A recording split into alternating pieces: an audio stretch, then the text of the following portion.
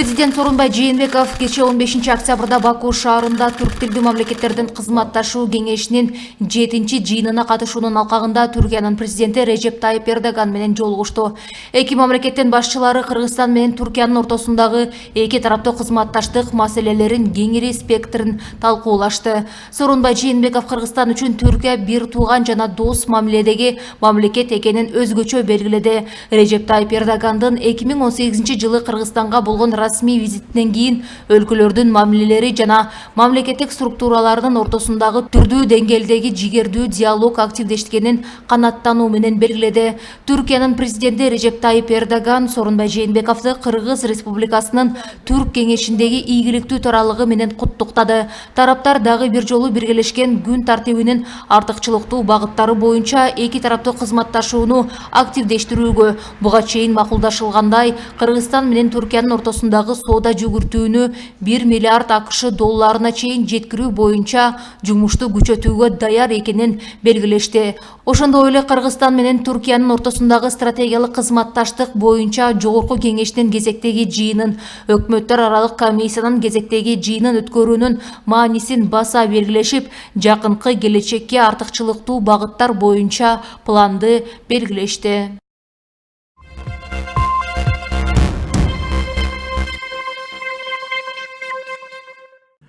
15 октябрда жогорку кеңештин төрагасы Дастанбек Жумабеков баштаган парламенттик делегация Латвиянын президенти Эгилс Левитс менен жолугушту. Тараптар эки өлкө ортосундагы соода-экономикалык калкалар, маданий жана парламенттик аралык кызматташуу маселелерин талкуулашты. Дастанбек Жумабеков Эгилс Левитсти жакында эле Латвия парламенти Сейсма тарабынан президенттик кызматка шайланышы менен Латвиянын көз карандысыз өлкө катары жарыяланышынын 101 жылдыгы менен куттуктады. Латвия менен Кыргызстандын демократиялык өнүгүүгө карай алган багыттары бирдей. Парламенттик системасы менен катар адам укуктарын башкы орунга койгонунда окшоштуктар бар. Бизге азыркы учурда эки өлкө ортосундагы тыгыз экономикалык байланыштар гана жетишпей турат. Урматтуу президент, биз Латвия Республикасы менен ар тараптуу кызматташууга даярбыз. Ал үчүн алдыда өкмөттөр аралык жигердүү иш-аракеттер башталат деп ишенебиз, деди Дастанбек Жумабеков. Латвиянын президенти Эгилс Левитс Кыргызстандын саясий системасындагы өзгөрүүлөргө 2010 жылдан бери дыкат байкоо салып келе жатканын айтып, Борбор Азиядагы парламенттик демократияны бекем кармаган өлкө катары таанырын кошумчалады. Кесибим боюнча юрист болгондугуман улам Кыргызстандын конституциясы менен жакшы таанышмын. Биз мыйзам үстөмдүгү менен демократиялык баалуулуктарга таянган окшош өлкөлөрбүз. Ал эми экономикалык жактан тыгыз байланыш курууга жана бул тармактагы кызматташуубузду жаңы деңгээлге чыгарууга ишенимим чоң, деди Эгилс Левитс. Эске салсак, жогорку кеңештин төрагасы Дастанбек Жумабеков баштаган парламенттик делегация Латвия менен Литва республикаларына жасаган расмий сапардын алкагында бир катар жолугушууларды өткөрүүдө. Делегациянын курамында эл өкүлдөрү Шыкмаматов, Исаева, Асылбаева, Бакиров, Исаев, Субанбеков жана Кыргыз Республикасынын Белоруссиядагы атайын жана толук ыйгарымдуу элчиси Ибраимов бар.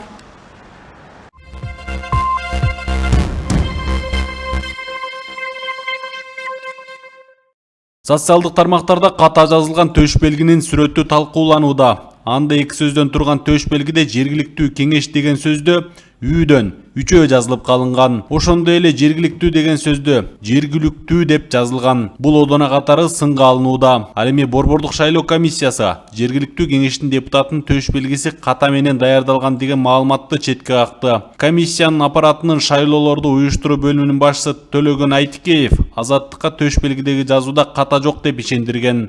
Ката болушу мүмкүн эмес. Төш белгилер тендер аркылуу даярдалган. Биз өзүбүз карап текшергенбиз, деди ал.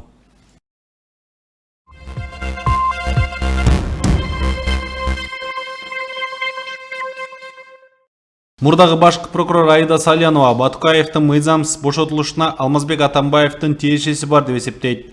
Анын айтымында Салянова азырынча сотко чакырыла элек. Эгер чакырса, мен сөзсүз барып, кандай болгонун дагы айтам. Ал кезде Алмазбек Шаршенович Батукаевдин ден соолугуна байланыштуу өлкөдөн чыгаруу керектигин айткан. Ошондой эле өлкөдө криминалдык абал начарлап кеткенин жүйө келтирген деп билдирет Салянова. Салянованын айтымында Атамбаев бардык аракеттер мыйзам чегинде болоорун ишендирген. Мындан улам мен Батукаевдин мыйзамсыз бошотулушуна мурдагы президенттин тиешеси бар деп эсептейм. Ал эми өзүмдө мурда айткандай күнөөлүүмүн дебейм. Түшүнсөңөр, прокуратура бул соттолуучунун ден соолугу тууралуу документти текшерген сот же дарыгер эмес. Бизде мындай укук берилген эмес. Эгер Атамбаев Батукаевдин абалы тууралуу документтерди өзгөртүп жасаган болсо, ал сөзсүз жооп бериш керек, дейт Салянова.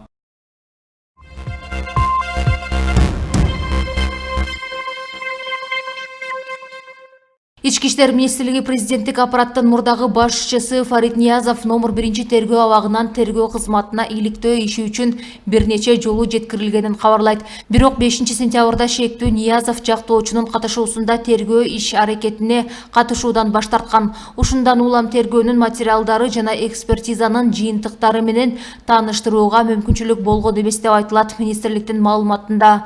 ИИМ тергөө кызматы Ниязовго тиешелүү бардык кылмыш иштеринин материалдары менен таанышуусуна тоскоолдук кылбаганын жана тоскоолдук кылбай турганын белгилейт. Буга чейин Фарид Ниязов тергөөчүлөрдүн иш аракетине нааразы болуп, сотко кайрылган. Ал кылмыш ишине байланыштуу дайындалган экспертизалар жөнүндө токтомдор менен тааныша албай жатканын жана айрым укуктары одоно бузулуп жатканын билдирген.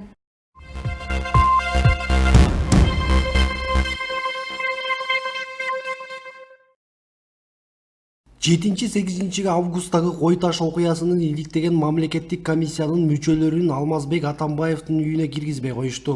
Бул тууралуу комиссияга мүчө Артур Медетбеков Вести KG басылмасына билдирген. Анын айтымында аларга дарбазаны ачпай коюшкан. Бизге эмне себептен ачпай жаткандыгы түшүндүрүшкөн жок. Ал жакта Атамбаевдин айылдаштары чогулган экен.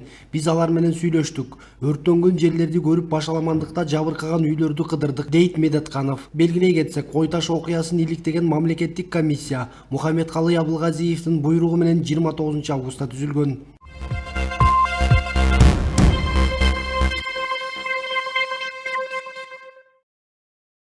Эл аралык медициналык университетинде массалык мушташка катышкан Пакистандын 19 жаштагы 2 жараны убактылуу кармоочу жайга киргизилди. Бул тууралуу Октябрь райондук ички иштер башкармалыгынан билдиришти. Маалыматка караганда бейбаштык беренеси боюнча кылмыш иши козголду. Окуядан кийин Октябрь райондук ички иштер бөлүмүнө Эл аралык медициналык университетинин өкүлү арыз менен кайрылган. Ал мушташ маалында окуу жайдын мүлкүн талкалагандарга карата чара көрүүнү суранган. Факты кылмыштардын жана жоруктардын бирдиктүү реестрине катталып, сотко чейинки өндүрүш башталды.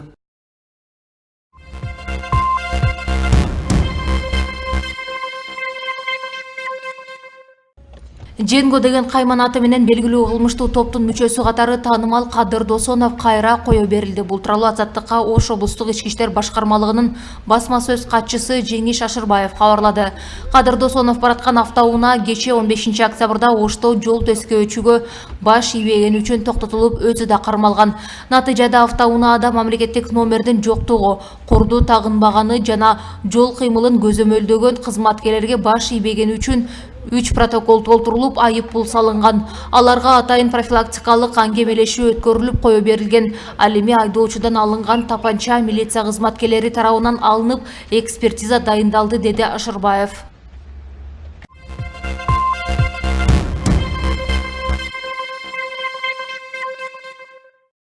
9 айдын жыйынтыгында Финансы министрлиги планда каралган суммаларды толугу менен каржылады. Бирок бюджеттин киреше бөлүгүнө толук түшпөгөнү да бар. Салык кызматы жана бажы кызматы жыл соңуна чейин ал сумманы толук түшүрүүгө аракет кылып жатышат. Бул тууралуу Финансы министринин орун басары Алмазбек Азимов Маралга берген маегинде билдирген.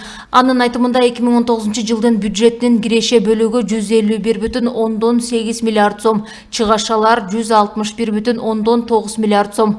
Ал эми казынанын тартыштыгы 10,2 миллиард сомду түзгөн. Казак-кыргыз чек арасындагы көйгөйлөрдөн улам бажы төлөмдөрү толук түшпөй калды. Мындан сырткары ЯИПтин алкагындагы салыктар да толук түшпөй жатат. Азимов түшпөй калган кирешелер башка булактардан толтурулганын белгиледи. Финансы министрлигинде 2019 жылдын бюджетине өзгөртүүлөрдү киргизүү боюнча иштер жүрүп жатат. 25 октябрда өкмөттүн жыйынында кийинки жылдын бюджетине өзгөртүү киргизүү боюнча мыйзамдын долбоору каралат. Салык жана бажы кызматтарынан каражат түшпөй калуу божомолу бар. Ал суммаларды башка булактардан толтуруу аракетиндебиз, дейт Азимов. Кошумчалай кетсек, 2018 жылы республикалык бюджеттин киреше бөлүгү 135,5 миллиард сом, чыгаш башылар 141,9 миллиард сом. Ал эми бюджеттин тартыштыгы 6,5 миллиард сомду түзгөн.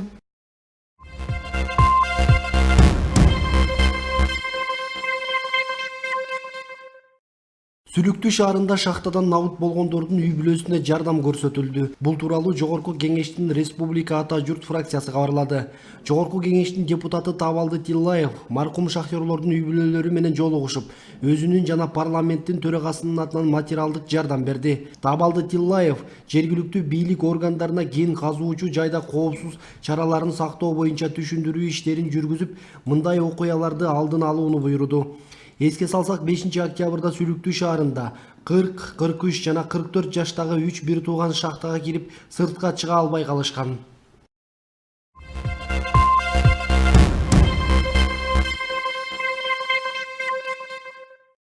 Кечээ 15 октябрда Бишкектеги Калыс Ордо жаңы конушунда мыйзамсыз жерди басып алуу аракети жасалып, 100гө чукул адам чуу салган. Алардын айрымдары мамлекетке караштуу жерге казыктарды кагышып, ээлеп алуу аракеттерин жасашкан. Маалыматка ылайык окуя түшкө жакын болгон. Бул маалымат тиешелүү жергиликтүү бийлик органдарына жетер замат шаар жерди пайдалануу жана куруу башкармалыгынын кызматкерлери окуя болгон жерге барышып, түшүндүрүү иштерин жүргүзүшкөн. Бирок укпай коюшкан соң алар милиция кызматкерлерин чакырууга аргасыз болушкан. Жерди мыйзамсыз басып алууга аракет жасагандардын уюштуруучулары шаардык номер 5 милиция бөлүмүнө алып келинди. Учурда алардын өздүк жеке маалыматтары такталууда деп айтылат мэриянын билдирүүсүндө. Буга чейин Бишкекте үй куруу үчүн жер участкаларын бөлүп берүүгө мораторий киргизилген.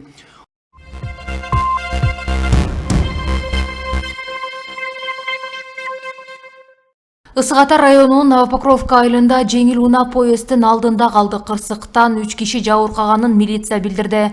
Маалым болгондой 15 октябрда саат 16:00 чамасында унаанын айдоочусу темир жолго чейинки жолго токтобой өтүп кетүүгө аракет кылган. Бул учурда келе жаткан поезд унааны сүйрөп кеткен. Поезд менен унаанын кагылышынан 3 адам жабыркап, алар оор абалда ооруканага жеткирилген.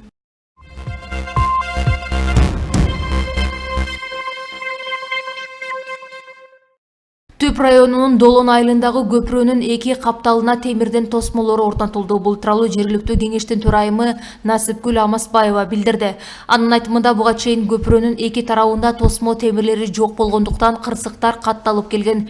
Көйгөйдү чечүүгө жергиликтүү бюджеттин күчү жетпей 40 жылдан бери маселе чечилбей келген.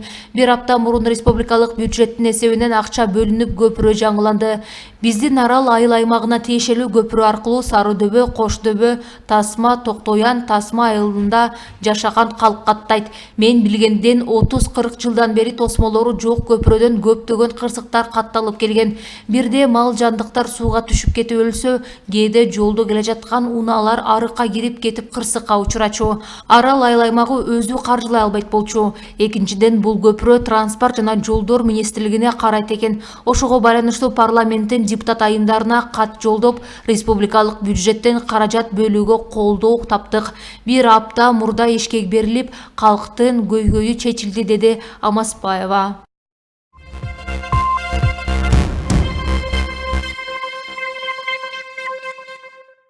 Бишкек шаарындагы Жунус Алиев менен Медерев көчөлөрүнүн кесилишинде кичи автобус менен жеңил унаа кагышты. Бул тууралуу репортерго күбө билдирип, кырсык болгон жерден видео жөнөттү.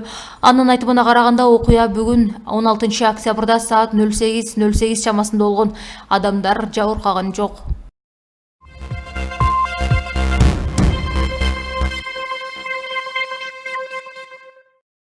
Бишкекте түркүктү сүзгөн унаадагы 21 жаштагы жигит көз жумду. Жол кырсыгы тууралуу күбөлөрдүн айтканын шаардык милиция тастыктады. Окуя түн ичинде Чүй проспектиси менен Достоевский көчөлөрүнүн кесилишинде болгон.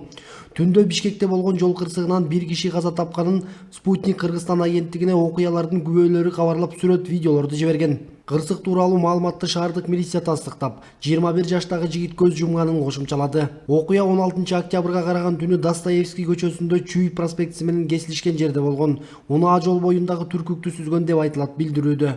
Ушу тапта иликтөө иштери жүрүп жатат.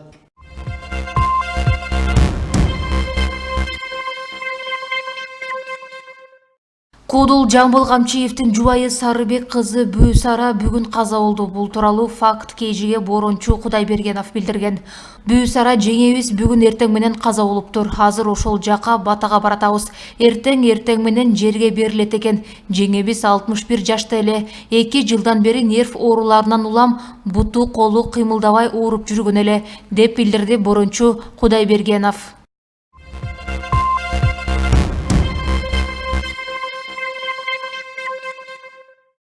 14 октябрда Сауд Арабиянын борбору Эр-Риядта Россиянын президенти Владимир Путиндин расмий визит өттү. Сапардын алкагында орусиялык лидер Сауд Арабиянын башчысы Салман ибн Абдул Азиз Аль Саудка шумкар белек кылды. Белгилүү болгондой, Альфа аттуу куш ысык көлдө тапталган. Тартууга берилген канаттууну Мурас орус кыргыз мүнөшкөрлөр борборунун башкы директору Шумкардын ээси Шухрат Разаков Эр-Риядка өзү алып барган.